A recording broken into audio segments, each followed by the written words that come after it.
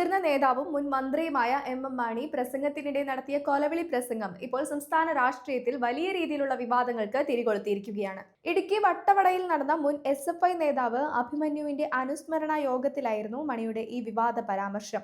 ഉന്നത വിദ്യാഭ്യാസത്തിന് പോയ അഭിമന്യുവിനെ നിഷ്ഠൂരമായി കൊലപ്പെടുത്തിയവരെ വെറുതെ വിടില്ലെന്ന മുന്നറിയിപ്പാണ് അദ്ദേഹം നൽകിയത്.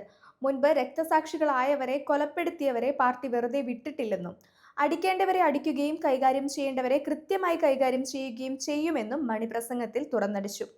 നിർഭാഗ്യവശാൽ അഭിമന്യു കൊല്ലപ്പെട്ടത് എറണാകുളം മഹാരാജാസ് കോളേജിലായിപ്പോയെന്നും അല്ലായിരുന്നുവെങ്കിൽ ഒരുത്തനെയും വെച്ചു പൊറുപ്പിക്കില്ലായിരുന്നുവെന്നും അദ്ദേഹം കൂട്ടിച്ചേർത്തു.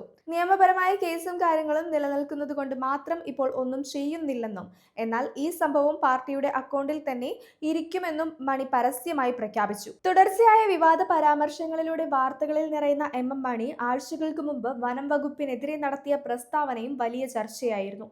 മനുഷ്യജീവന് ഭീഷണിയാകുന്ന വന്യമൃഗങ്ങളെ വെടിവെച്ചു കൊല്ലുന്നതിൽ തെറ്റില്ലെന്ന് വാദിച്ച മണി പുതിയ വനം വകുപ്പ് മന്ത്രി ഷിബു ബേബി ജോണിന് ഈ വിഷയത്തിൽ യാതൊരു വിവരവുമില്ലെന്ന് പരിഹസിച്ചിരുന്നു. വന്യജീവി ആക്രമണങ്ങൾക്ക് പെട്ടെന്ന് പ്രയോഗിക്കാൻ ഒറ്റമൂലയില്ലെന്ന മന്ത്രിയുടെ പ്രസ്താവനയോട് മാധ്യമങ്ങളിലൂടെ പ്രതികരിക്കുകയായിരുന്നു അദ്ദേഹം.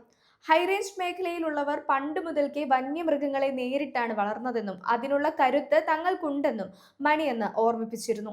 അതിന് തൊട്ടു പിന്നാലെയാണ് ഇപ്പോൾ അഭിമന്യു വധക്കേസിലെ പ്രതികൾക്കെതിരെ വട്ടവടയിൽ വെച്ച് വീണ്ടും പ്രകോപനപരമായ കൊലവിളി പ്രസംഗം നടത്തിയിരിക്കുന്നത്. നിയമവാഴ്ചയെ വെല്ലുവിളിക്കുന്ന മണിയുടെ ഈ പുതിയ പരാമർശങ്ങൾക്കെതിരെ പ്രതിപക്ഷ കക്ഷികൾ ശക്തമായ പ്രതിഷേധവുമായി രംഗത്തെത്തിക്കഴിഞ്ഞു.